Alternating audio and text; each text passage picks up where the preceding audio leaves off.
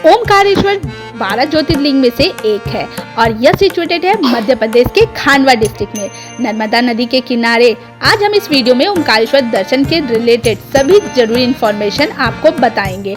तो जैसा कि ओमकारेश्वर कैसे पहुंच सकते हैं, कैसे दर्शन कर सकते हैं, कितनी भीड़ आएगी और कहां स्टे कर सकते हैं, महाकालेश्वर ओमकारेश्वर का कंबाइंड प्लान कैसे बना सकते हैं।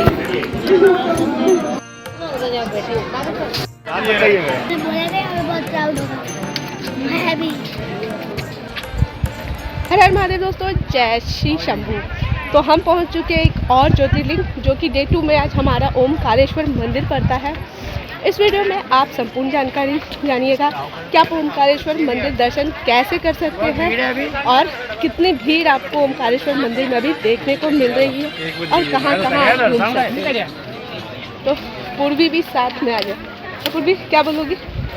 हाँ, बहुत अच्छा लग रहा है। मैंने दर्शन किए नहीं, बट चलो लाइन लगना होगा दर्शन के लिए। देखो भीड़ कैसा होता है, डिपेंड हम लोग पे नहीं करेगा, डिपेंड अभी पता नहीं भीड़ इतना ज़्यादा हुआ है ना ज़्यादा हुआ है, हमें उससे मतलब हमको दर्शन करना है। भीड़ अगर तो थोड़ा सा मुश्किल होगा दर्शन करना, भीड़ ज़्यादा नहीं होगा तो मुश्किल नहीं होगा दर्शन करना। ओमकारेश्वर ज्योतिर्लिंग नर्मदा रिवर के किनारे पे सिचुएटेड है और एग्जैक्टली बताऊं तो ये रिवर एक आइलैंड पर स्थापित है जिसे मंदाता कहा जाता है। मंदाता आइलैंड नर्मदा नदी के चारों ओर से घिरा हुआ है। एक और खास बात यह भी है कि इस आइलैंड का शेप ओम के आकार का है, इसीलिए इसे ओमकारेश्वर कहा जाता है।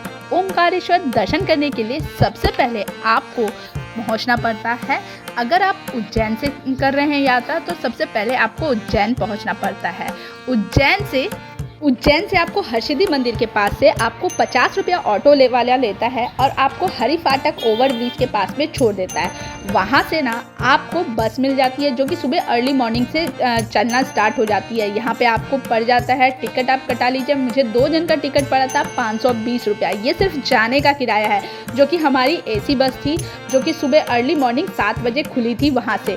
तो ये इंदौर के रास्ते हुए ये बस हमें लेके आगे की ओर ओमकारेश्वर की ओर जा रही है।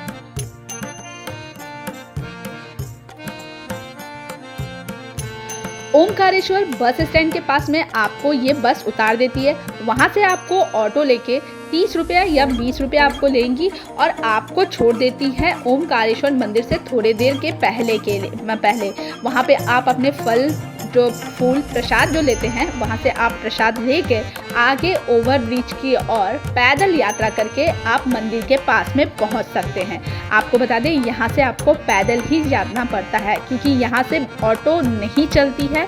यहाँ से सीधे ओवर ब्रिज के पास से आप ओवर ब्रिज के पास से धीरे धीरे आप पैदल की ओर यहाँ से रास्ते जाती है जो कि काफ़ी थोड़ी लंबी रास्ते पड़ती है।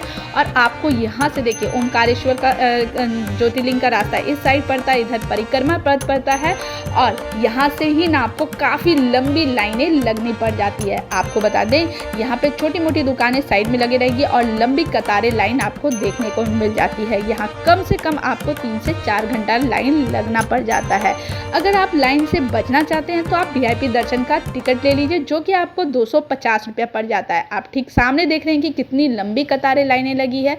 और आपको बता दें कि अगर जब आप लाइन लगते हैं ना तो आप अपने साथ ना पानी का एक बोतल जरूर कैरी करिएगा क्योंकि गर्मी का समय भी रहता है और बहुत दिक्कत आती है। मंदिर परिसर में आप जैसे ही पहुंचते हैं तो आपको बहुत ही सुंदर दिव्य दर्शन होता है। 3 घंटे लाइन लगने के बाद ओमकारेश्वर भगवान जी का दर्शन हो चुका है।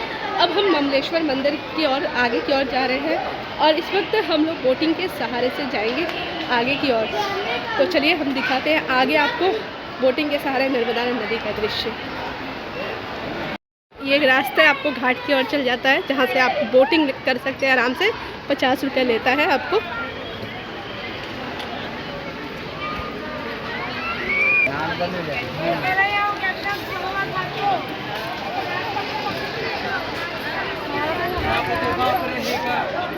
दर्शन करने के बाद आप ममलेश्वर दर्शन करने जा सकते हैं।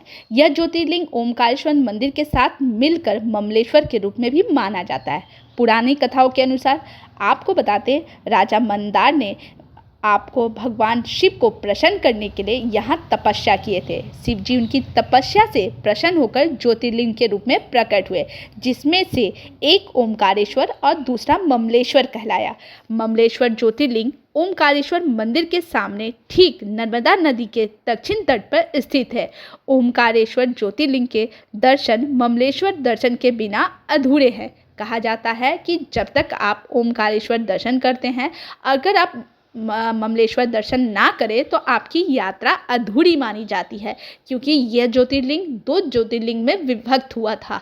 तो ये दोनों ज्योतिर्लिंग मिलकर एक ज्योतिर्लिंग माना जाता है।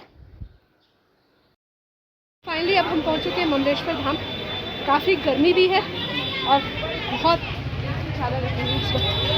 चलिए देखकर आगे।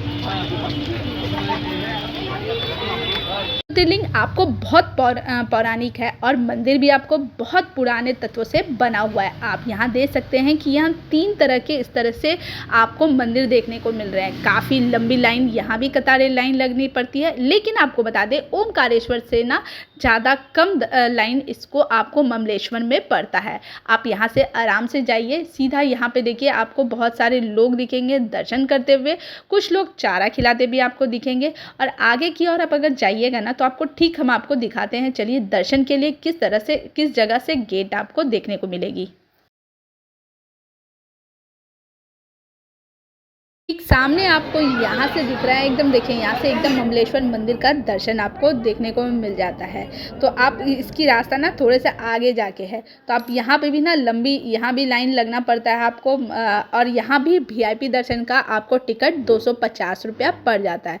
मैं तो बोलूँगी कि यहाँ पे VIP दर्शन करने के लिए आपको पैसा देने की ज़रूरत नहीं है, क्योंकि यहाँ पर थोड़ी देर आप लाइन लगिएगा ना तो आपको आधे घंटे में आपकी नंबर आ जाती है। तो ठीक सामने आपको इस समय ममलेश्वर मंदिर का दर्शन हो रहा है और यहाँ भोलेनाथ का साक्षात दर्शन हो रहा है। ममलेश्वर धाम का दर्शन करके आप निकल के वहीं से ऑटो से आप बस स्टैंड आ जाइए। वहाँ से आपको बस मिल जाएगी, आप उज्जैन की ओर आ सकते हैं, या तो आप इंदौर सकते हैं तो वहाँ से आपको आराम से बस मिल जाएगी। तो ओमकारेश्वर से दर्शन करने के लिए ममलेश्वर में आपको सिर्फ मात्र 1000 की खर्चा पड़ती है। टोटल बजट 1000 से आपके 2 ज्योतिर्लिंग कंप्लीट हो जाते हैं।